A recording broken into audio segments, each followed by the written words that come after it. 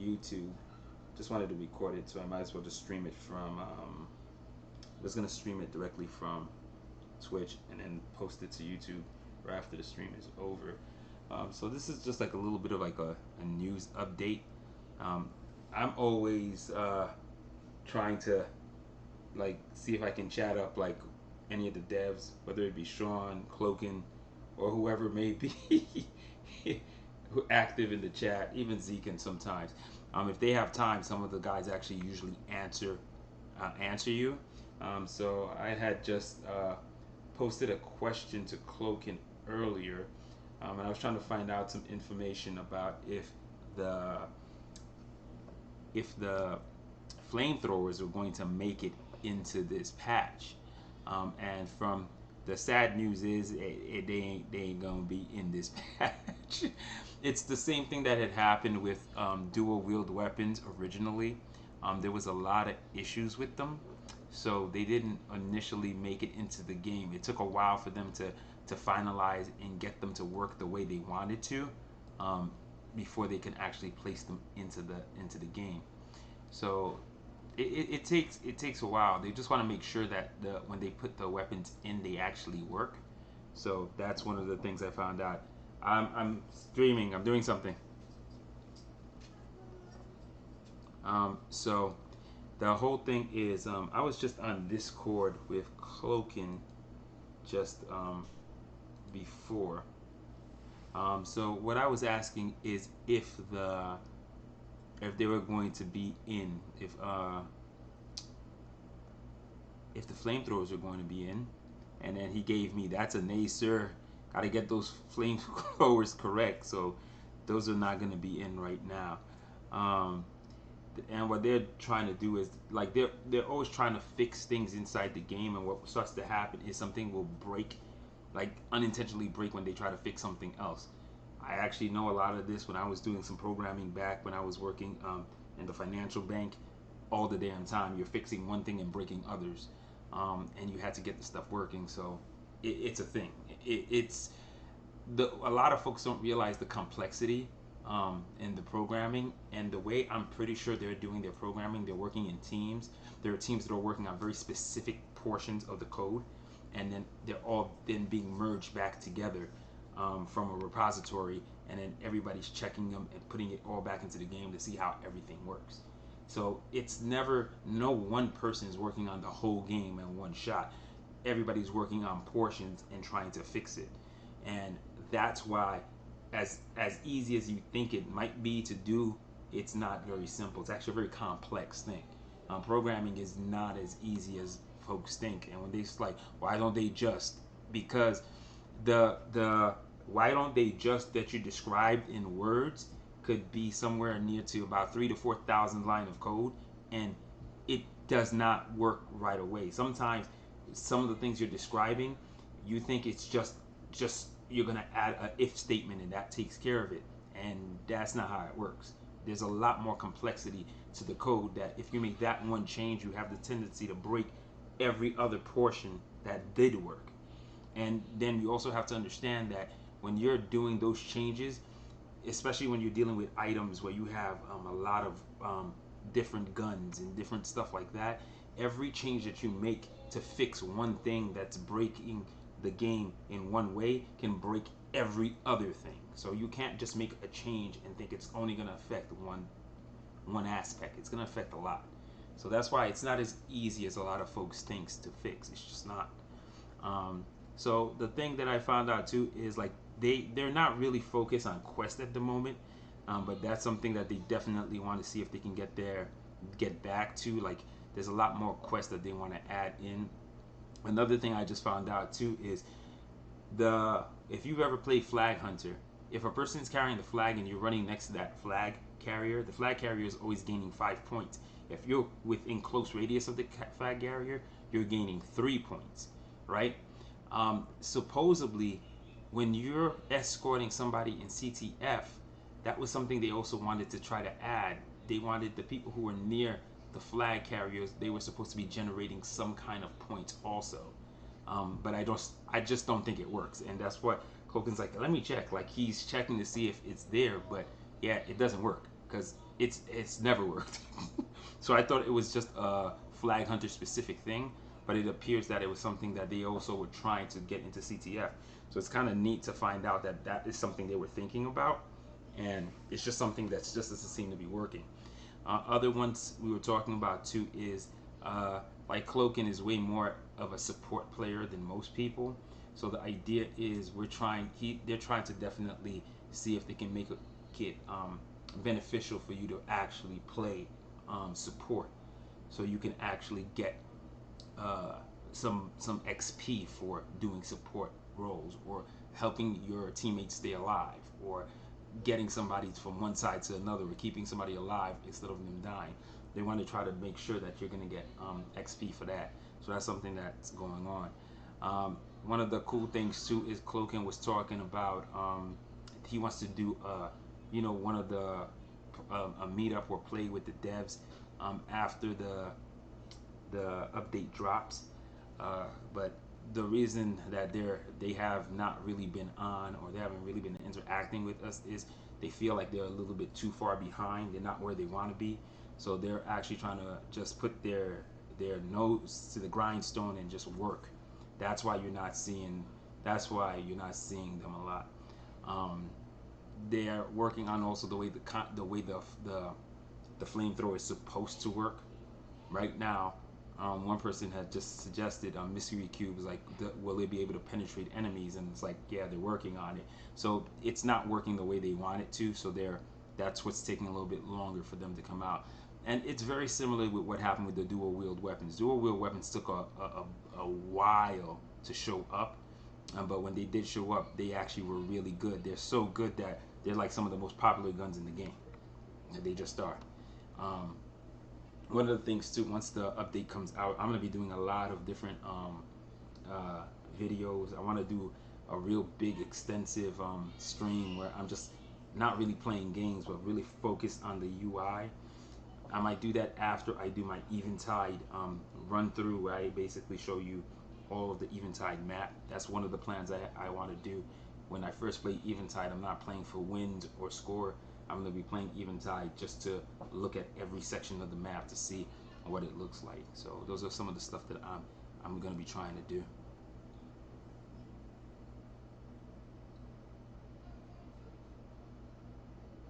Oh, there's a new teaser. What? Yo, they're not posting any of this stuff in social media, bro. Sidrum, where is it located? Is it on Twitter? It's not new teasers.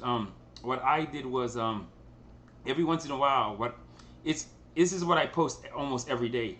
Hey, Cloaking, hope you're having a productive day, and then I'll throw my question in. And then sometimes I'm just looking for yeses or nos. Like I asked them, hey, Cloaking, will the flamethrowers make it to this patch? I said, yay or nay? And he's like, nay. So that's how I found out that they're not going to be. Yeah, it's the news is, it's basically, I just had a chat with Cloaking. If you go into the Catalyst Black one, he was all over it. These guys were talking about a game. I was talking to him. Like the Ascension level is going to be in there. It's going to be in there. One of the big things they want us to test.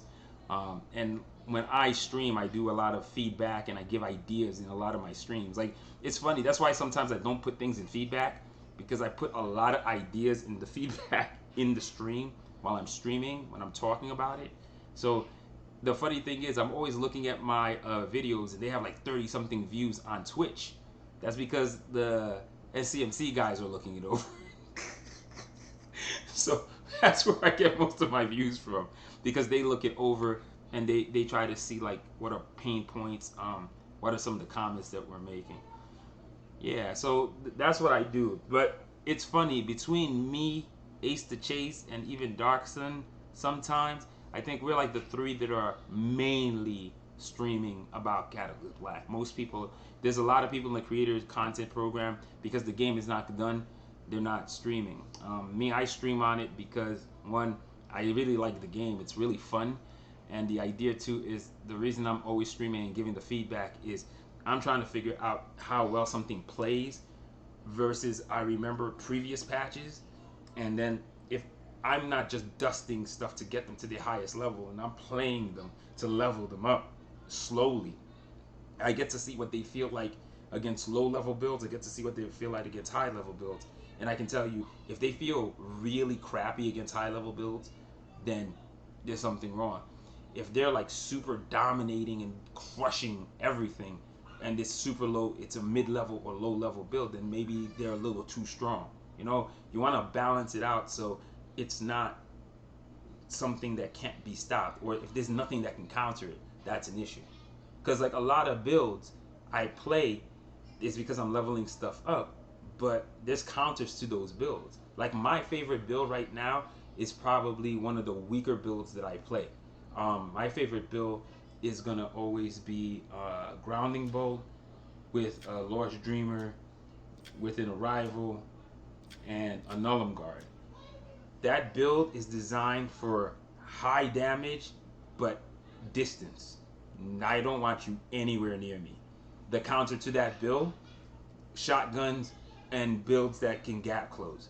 If you got a shotgun gap closing build that does burst damage real quick, assassin shotgun build, I am not surviving. That build will be destroyed. That's literally the counter to that build. But if I can play with a bunch of other people and I can keep myself distance away from you and you're not focusing me, that build can destroy, it decimates. That's the build that I get 4,000 with. That's the build that I got Omega kills with. Like, it's a really strong build. It's just, if a person is playing the counter, and even if I'm getting countered and hit hard, sometimes I still can get a really good score. It doesn't feel good while you're getting it. That's what it is. You're gonna be dying a lot. So that's pretty much what it is. But yeah, so the big feature that they're looking forward to in this patch, besides the amazing new UI that we're going to be seeing, the big feature that they want us to be testing out is going to be the Ascension levels. And if that progression works really good, that's going to be real nice. That's one of the things I'm looking forward to, because it'll finally be a progression level or something to do besides well rested, and that's what we're looking for. But like that's another thing they say too. Like he was saying, the reason that they're not on so much too, they're doing a lot more development, so it's super hard to get on to play the actual game themselves. Like they really, when they're doing play sessions, they're just testing stuff out. They're trying to see if stuff is working, to see if stuff is breaking. So that's what they're really doing. Yeah, it's even without the new weapons in there, the Ascension levels look gigantic. It looks like there's gonna be a lot to do with that, and then we're gonna have a really big. We're gonna have, like I said, Eventide finally got the art. It's so funny when they add all the art into a level, the level feels completely different than the level you played before. You gotta kind of relearn it because everything is looks so different. It's like you're playing a brand new map, and even though it's something you've played hundreds of times. But it might be more helpful too, because there's certain parts of Eventide, because of all those stupid rock formations, it's hard to know exactly where you are. So if there's different types of formation, different types of structures, it'll be pretty easy to know which part of the map I am, and it'll be easier to navigate by eye versus right now. So that's the thing.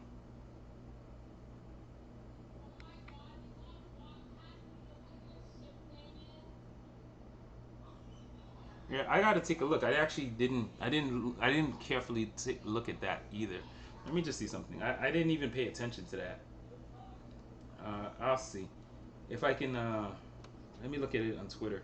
I could probably tell you where it's located too. Roll up. There it is.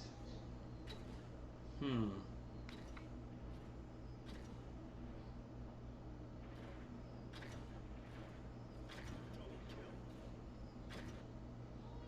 Let me take a look again. I think I know where that is. Oh, I know where that is. I believe that's the outpost that's next to when you're from the central fortress, if you go to the right on the central fortress, that was the outpost. That's the outpost that one of the Imperial Gardens sits at. I think that's what that is. And if it's not that, it's the one below. Because just the way the angle is, that's what it looks like. And that one was either south the middle southern portion, the second video was the middle southern portion of the map, because this really gigantic structure on the lower half. And the reason is I remember it from the video that I did with just the partially included art. There were this gigantic ring of fountains that were in the map. So that's definitely towards the center of the southern part of the map. The second video that you're seeing. But it's based on geometry and stuff that I've seen, so I kind of know where it is. Yeah, I think that is exactly where the core behemoth is. That's exactly where that is. If you look at my video with the preview of the art, you'll see it. It's this gigantic structure in the middle, and it's got fountains, like maybe 8 to 10 fountains all around it, and you can see 2 or 3 of the fountains in there. So that's where that exactly is. That I can tell. So some of the part of the maps I can still see, and also based on the stuff that I saw. So that's what I knew. Yeah, but that second image is definitely where the core behemoth is.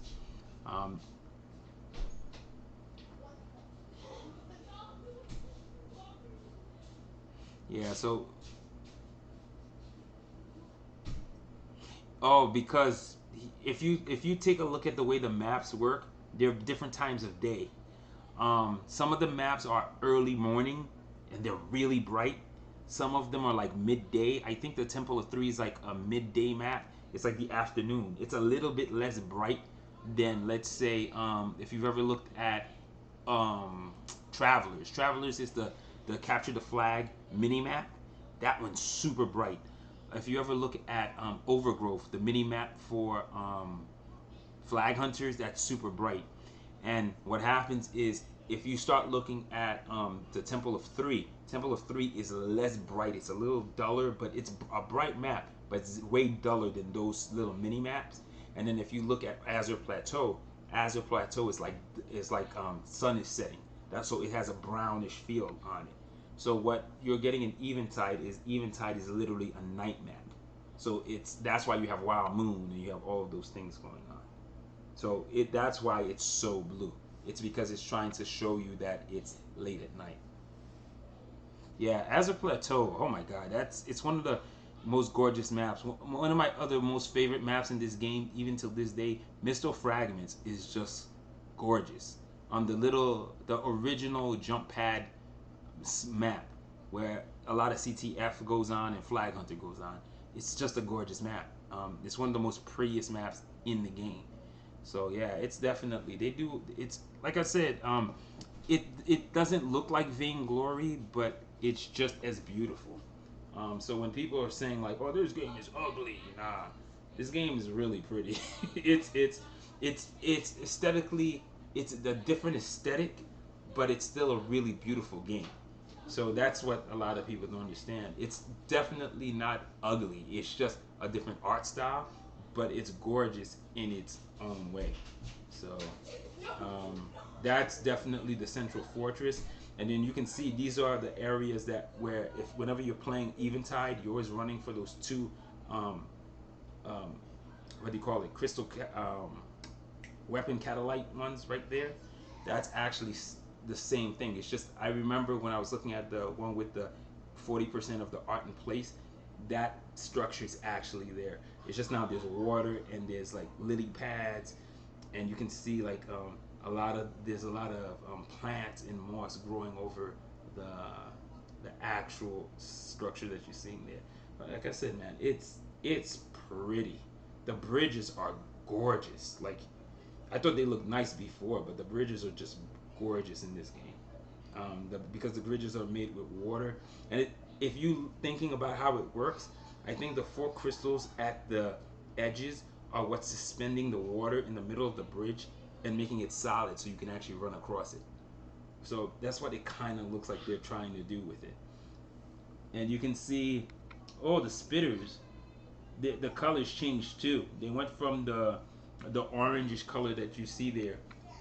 They're gonna be bluish colors when the new art comes in for the map.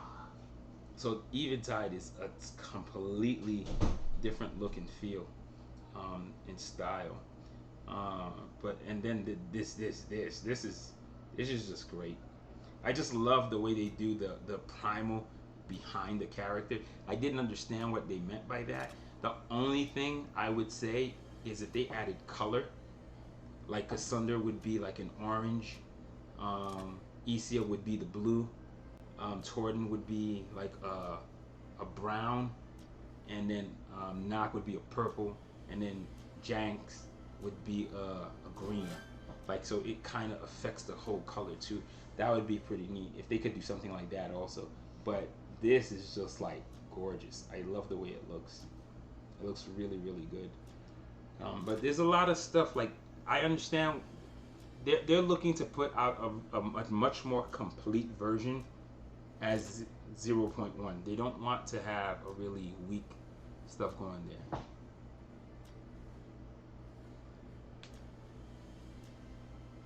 Yeah, I like the whole look. I think it looks freaking tastic. I love it. And what I'm gonna do is just so I don't sleep on one character and just ignore the others, I'm actually gonna create a bunch of builds. My builds are gonna be character specific. So whenever I run a specific build, I'm gonna run a specific character with it. Each character is gonna have their own build. So I'm gonna have 8 different builds that I'm gonna be able to run. Some of them are gonna be full builds. Some of them are gonna be partials, halves. But that's what I'm gonna try to do with it. Just so you can see all the character models and I don't wind up just playing 3 character models, because the way it works is if it was up to me, I'd only play Connie, the red girl, Afua, aka Zoe, the black girl with the Afro puffs, and I'd play Vincent, the black guy with the dreads. But the funny thing is I also like the Maria model and I also like the Ed model. So I like playing them too. So that's why I'm probably gonna be switching around. The Sean model is because it's default. But I'm still gonna be playing him too. He's probably gonna have he might be my support build, because that was the character I was rocking Sincerity with back in the day. Like, he was the guy I used to run Sincerity Objection with. So he's probably gonna be my support build guy. But yeah, nah, I think they're doing it's a hell of a job. Um, and it's kind of cool that every once in a while Chloe can